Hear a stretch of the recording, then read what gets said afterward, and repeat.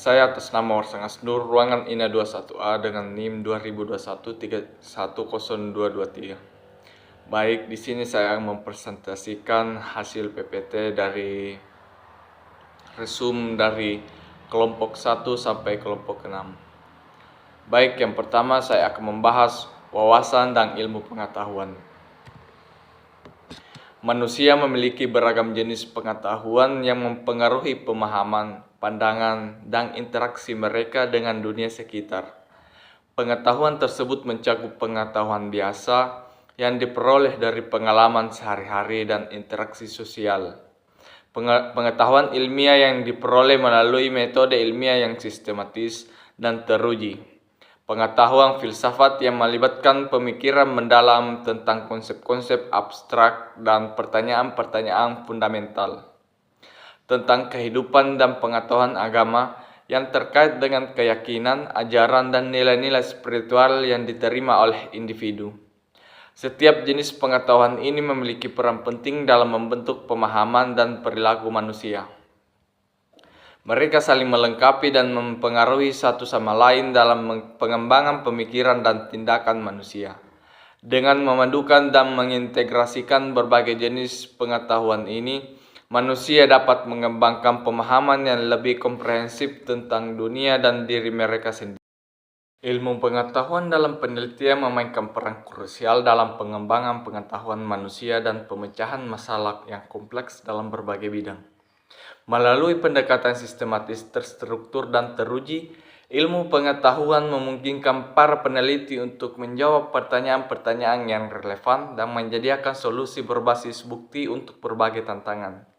Dengan menggunakan metode ilmiah yang inklusif dan objektif, ilmu pengetahuan dalam penelitian memastikan bahwa penemuan dan temuan yang dihasilkan dapat dipercaya, diverifikasi, dan direproduksi oleh penelitian lain. Ini membuktikan jalan bagi pertukaran informasi yang produktif dan kemajuan ilmiah yang berkelanjutan.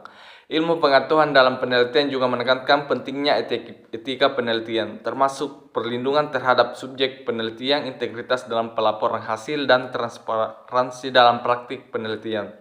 Ini memastikan bahwa penelitian dilakukan dengan standar yang tinggi dan menghormati hak asasi manusia. Kesimpulannya, ilmu pengetahuan dalam penelitian berfungsi sebagai fondasi untuk kemajuan pengetahuan manusia, memberikan kerangka kerja yang kuat untuk penelitian yang relevan, akurat, dan bermakna dalam berbagai bidang, serta mendorong pembangunan masyarakat yang lebih berwawasan dan berkelanjutan.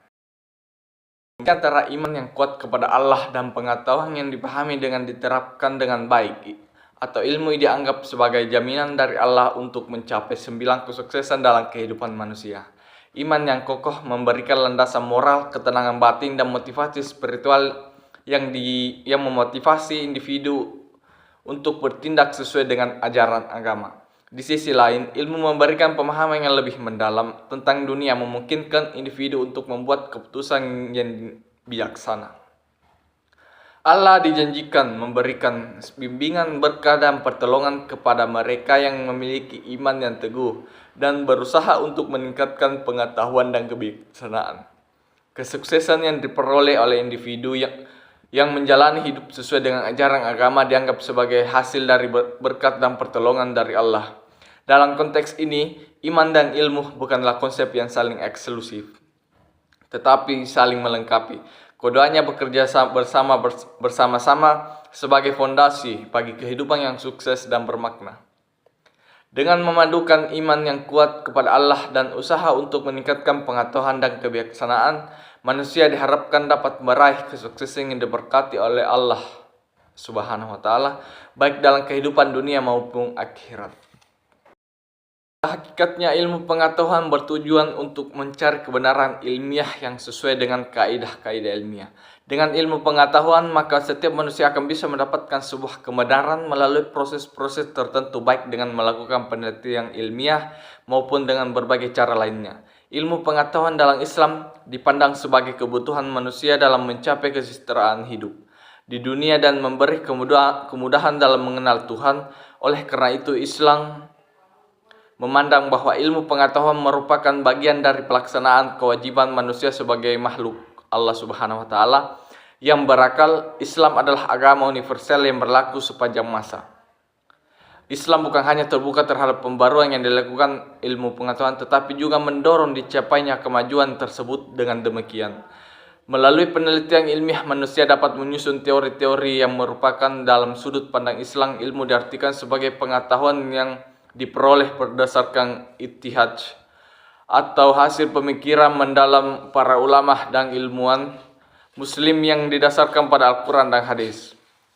Al-Quran dan Hadis adalah pedoman hidup manusia dan di dalamnya terdapat ilmu pengetahuan yang universal, sehingga pada masa keemasannya umat Islam mampu merubah dunia barat yang pada saat itu mengalami masa kelam.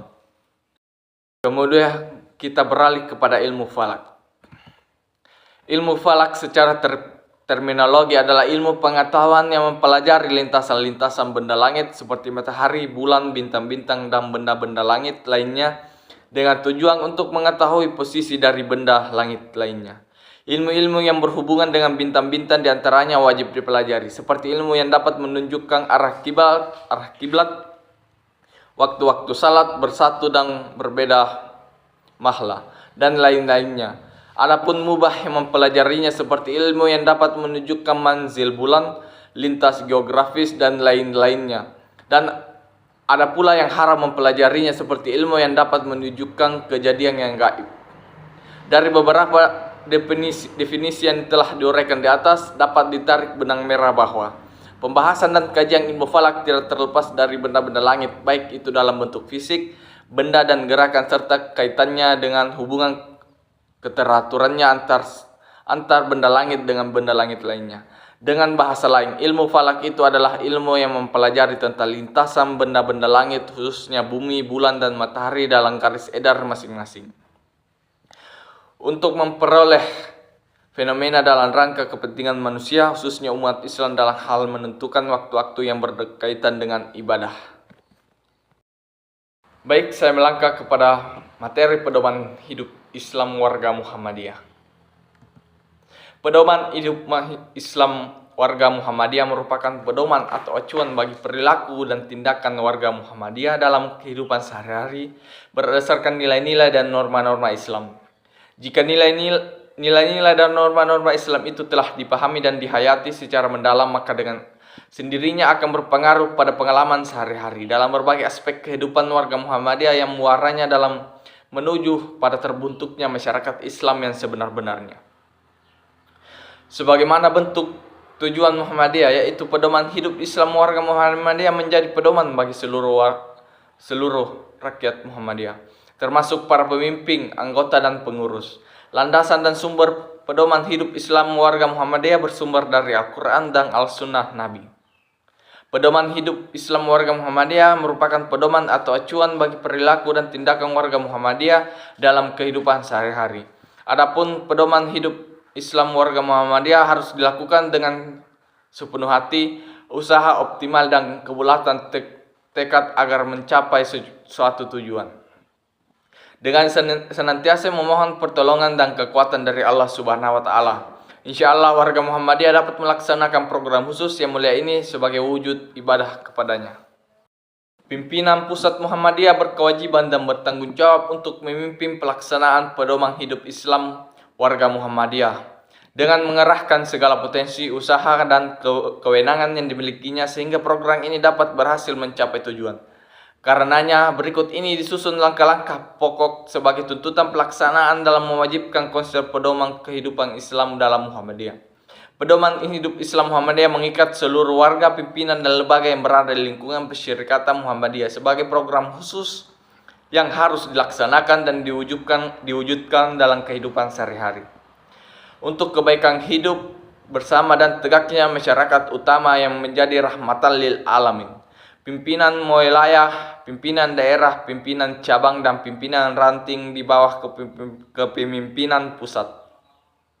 Muhammadiyah bertanggung jawab di setiap daerah masing-masing yang melaksanakan, mengelola, dan mengevaluasi pelaksanaan program khusus pedoman hidup Islam warga Muhammadiyah.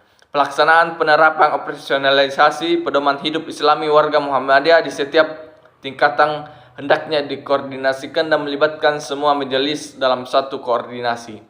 pelaksanaan yang terpadu dan efektif serta efisien dalam menuju keberhasilan untuk mencapai tujuan. Sekian dan terima kasih. Lebih dan kurangnya mohon dimaafkan. Wabillahi taufiq wal hidayat. Assalamualaikum warahmatullahi wabarakatuh.